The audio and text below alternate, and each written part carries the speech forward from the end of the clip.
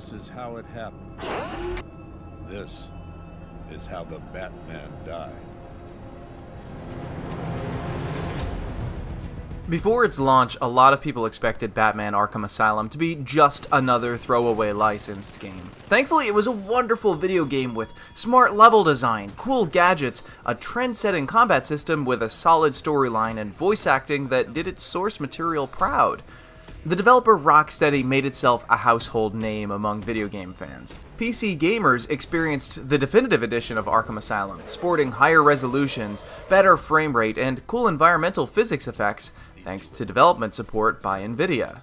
A few years later, Rocksteady released Arkham City that, for better or worse, expanded upon almost everything that Asylum had built, but this time they pushed the envelope with paid DLC, and the PC launch came with a few bugs that held some players back. Love it or hate it, it was a good evolution for a fledgling franchise. Not long after, Arkham Origins came out, but developed by a different studio. It was met with a mixed reception. Many, like myself, felt that it didn't build enough on the franchise, and some game-halting bugs were never fixed, even to this day.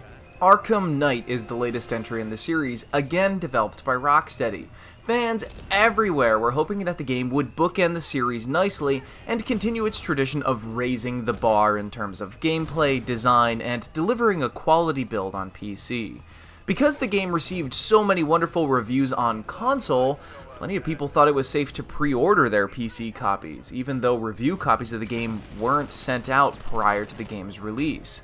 Now, before I continue, it's important to note that I'm reviewing the release build of the game on PC, a version which, at the time of writing this, is no longer available for sale. In an absolutely unprecedented move, Rocksteady pulled it from the shelves a few days after its launch in order to, hopefully, correct a large number of issues that plagued the software. Issues including, but not limited to, massive unwarranted frame rate drops, crashes, stuttering, memory leaks, and a frame rate cap at a piddling 30 frames per second, despite a few trailers which were presumably recorded at 60 frames per second. It's also odd to note that the hardware test within the game runs at 60 frames per second.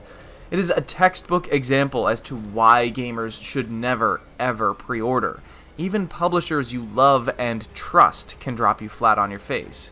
Crafty players have discovered the ability to unlock the game's frame rate in its INI files, but there are plenty of reports of players saying that drastically increases their chances of random crashes. Yikes. So I played through the game in its current build, as the developers presumably intended without modifying the INI file. Yes, it's a hot mess. I experienced everything negative on my aforementioned list. I pumped 30 hours into the game, and I wrapped up everything except for the Riddler's traditional question mark hunts. But in the moments of freedom I found with the game, when I would run without major interruption, I have to admit I had a lot of fun with Arkham Knight. At the end of the day, that's what video games are meant to be about, fun. I'm a huge sucker for open world games. But even if I completely ignored all the technical problems with the game, I still don't think it's the best Arkham game in the series. Sure, there's some marked improvements, and there's some good new combat moves, some new enemy types, and the city looks fantastic. The story's great too. It takes a much darker turn than I was expecting early on, and it does a great job of exploring Batman as a character, while he interacts more with his purported sidekicks, teammates, and enemies alike. I've come to a full personal conclusion that as a person, I dislike Batman. Or at least, I dislike this version of Batman. He's not a good person, but he thinks he is, and perhaps that's why I enjoyed playing Arkham Knight as much as I did. It gets tiresome to constantly play the sticky sweet hero all the time. Here, Batman lies. He's full of himself. He's arrogant to a fault. He treats his friends pretty poorly. He's so wealthy that he's literally above the law and judges others more harshly than he ever judges himself. In his Batmobile, he's probably caused as much, if not more damage to the city than most of the supervillains within. He wrongfully imprisons people and experiments on them. Truly, he's no hero. As far as Batman's traditional code of being non-lethal goes, please. The Batmobile is a tank. It fires rounds that pierce concrete walls. Just because they don't pierce skin and they render the person unconscious doesn't mean they aren't going to die. Less than lethal rounds cause fatalities from time to time, and often they're not fired out of a cannon.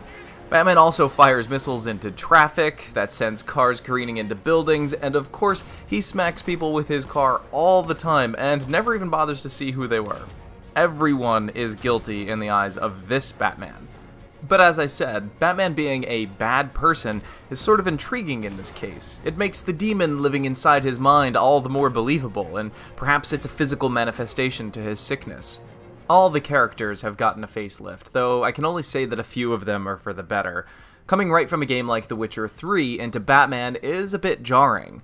Here the characters' faces can be totally emotionless, and motionless when talking, especially Batman. At times he looks more like a lifeless doll than a superhero with his cold, soulless eyes. The voice acting is absolutely amazing in this one, and probably the best in the series. Kevin Conroy and Mark Hamill are at their finest. They definitely help sell the believability when the physical performance is completely off. As I mentioned before, the Batmobile makes a major appearance, and I think I kind of hate it. It controls oddly. I didn't use it much for transportation other than a nice launching device to send me into the air at high speeds.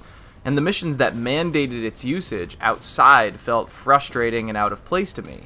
It essentially took a quick reflexes stealth game and turned it into a tank game, and that's not really my style for when I think of Batman. I also found it odd that 20-year-old beaten-up vans and fully loaded ATVs could accelerate faster and could often outmaneuver it, despite the afterburner in the rear. I will say, however, that the game does a great job of using the Batmobile as a tool in solving its environmental puzzles. For that, kudos! I was sad to see that some of the Riddler's puzzles, and I'd like to note that I wrote puzzles with quotation marks around it, are simply obstacle races for the Batmobile, to which I simply said, "You gotta be kidding me." The free-flow combat, complete with all its gadgets, are back once again, but new enemy units help keep the aging formula fresh, like the new medic enemies that can revive knocked-out foes. If left alone, they'll also put a charge on other enemies that will require a special quick-fire maneuver to counter.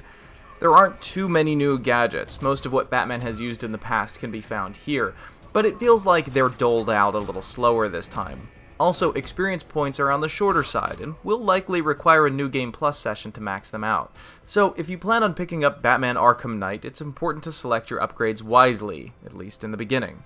While the big new map is great to see, Arkham Knight has lost much of its emphasis on indoor dungeons, and because of that, it's also lost its Metroidvania feel. Serviceable? Yes. Fun and stylish? Certainly. But it doesn't feel as clever. To me, that's what the entirety of Arkham Knight felt like. A subjective evolution, but not necessarily an objective change for the better or the worse. It does make a good end to the Arkham series. Each game seems to amp up the insanity until it's finally over.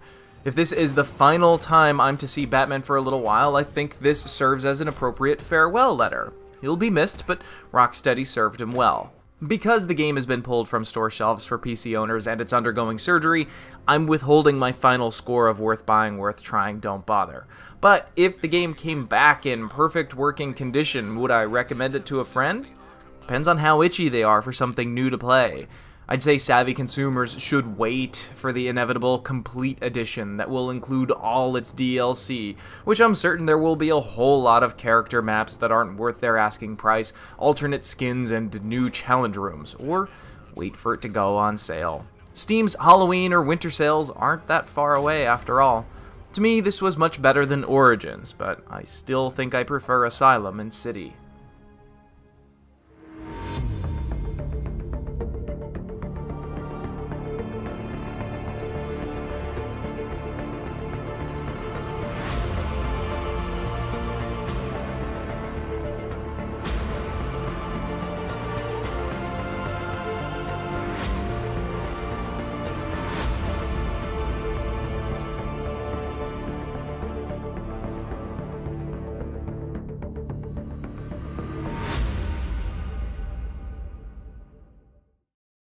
This video is made possible through generous fan donations on Patreon.